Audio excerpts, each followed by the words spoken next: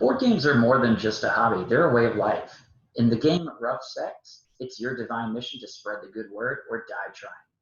Hi, my name's Justin Peavy. I'm actually the designer of Rough Sects. I'd like to take a couple of minutes to tell you about this game.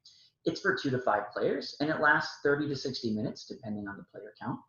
In this game, you will lead your own crusade to convince the world that your gaming style is superior.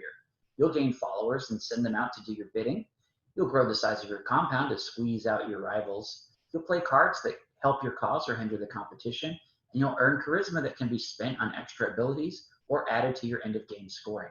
One of my favorite things about this game is that it practices what it preaches. It is designed to convert non-gamers into gamers, sort of. The way it does that is it combines the casual take that nature of games that are popular among non-gamers and like party crowds, and marries that with the strategic gameplay of like a gateway level game. The target price point that I'm looking at is $25. I think that's a good cost for non-gamers as something that's not intimidating.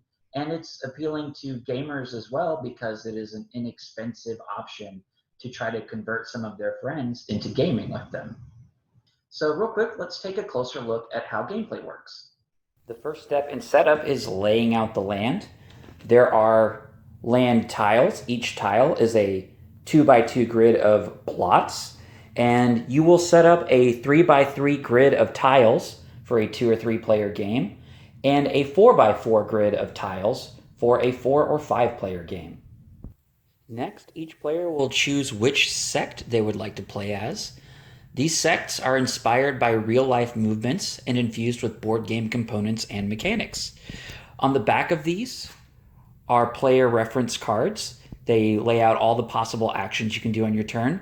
They also contain the rougher rules. The rougher rules are an optional variant on the game. It provides asymmetry and gives each sect a unique thematic special ability and handicap.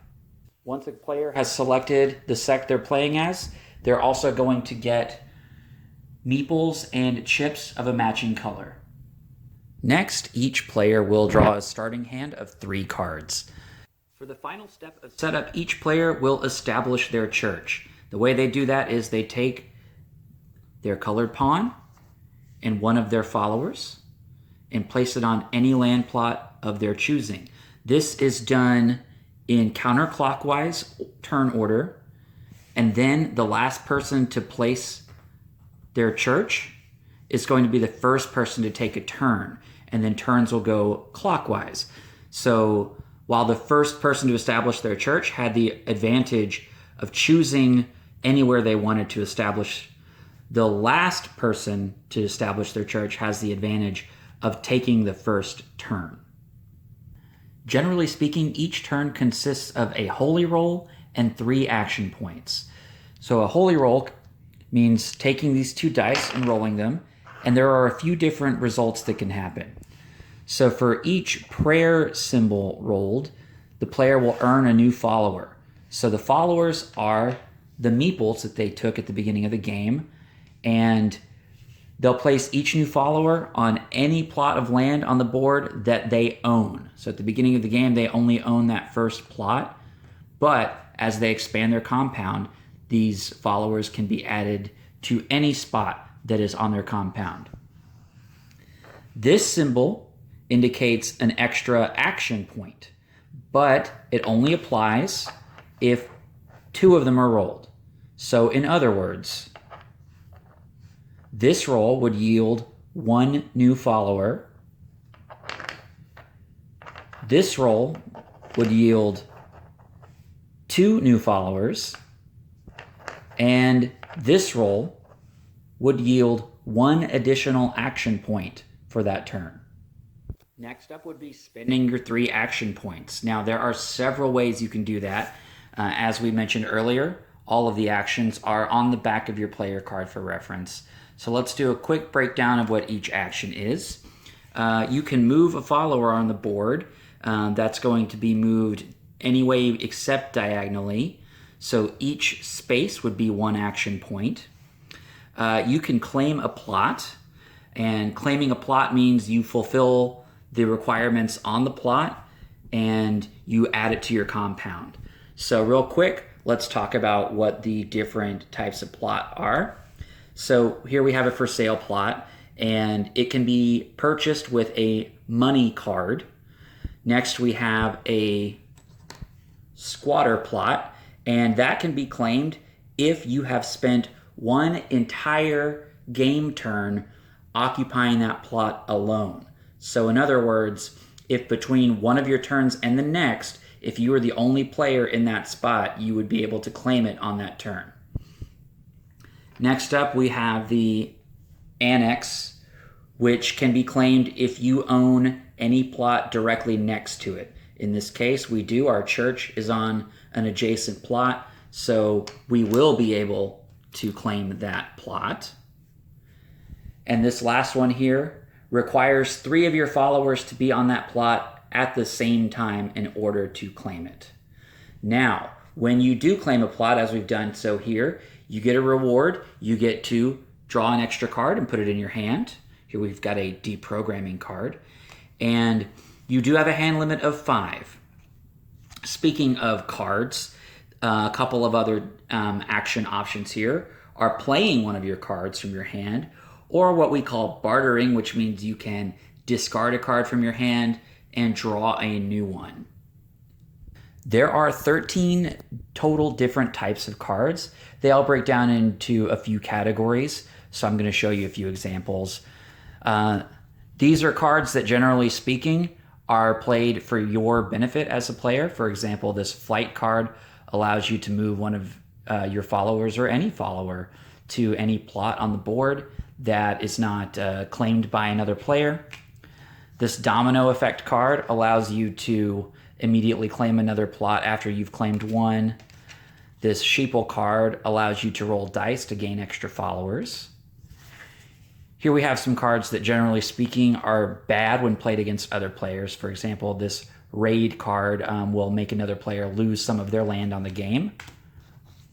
This convert card will turn another player's followers into your own followers. It will literally convert them. And this card is a spiked punch card. It will force another player to lose some of their followers. As you can see, a lot of these cards are thematic to the sect theme. Here is a money card, which can be used to claim a for sale plot of land. It can also be used to purchase charisma points, which I'll get to later. This is an outbid card. It can be played out of turn to outbid someone who's trying to buy something. And this is a backfire card, which can also be played out of turn to basically reverse the effect of a card someone else plays onto them. So those are just some examples of the cards in this game. Another action option is to seize a plot. Now, seizing a plot means you can take over a plot owned by someone else as long as it is not connected to their church, again represented by that pawn. So here's a quick example of that. The orange player here has purchased this plot because they wanted to block the blue player from getting to it. However, it is not connected to that player's church. So the yellow player can come here, and if they can fulfill that plot's requirements, if this player has a money card, they can buy this plot right out from under the other player. The final action option is to ascend one of your followers. What that means is one of your followers makes it to your church and then is ascended. So from there, the follower comes off the board and goes back into your pool of potential followers. And in exchange, you get a charisma point. So charisma can be spent in 3 different ways. 2 of those ways are during the game. During the game, you can spend a charisma to take an extra action on a turn, or you can spend a charisma to draw a card. So those are the only 2 ways to get new cards, are to claim a land plot or to spend charisma. Now, any charisma that you haven't spent during the game is worth extra points at the end of the game. For every 2 unspent charisma, you will gain an extra point.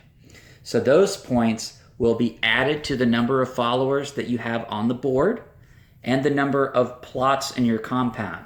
Those 3 things together will give you your final score for the game. And of course, the player with the most points wins. So there you have a general overview of the game.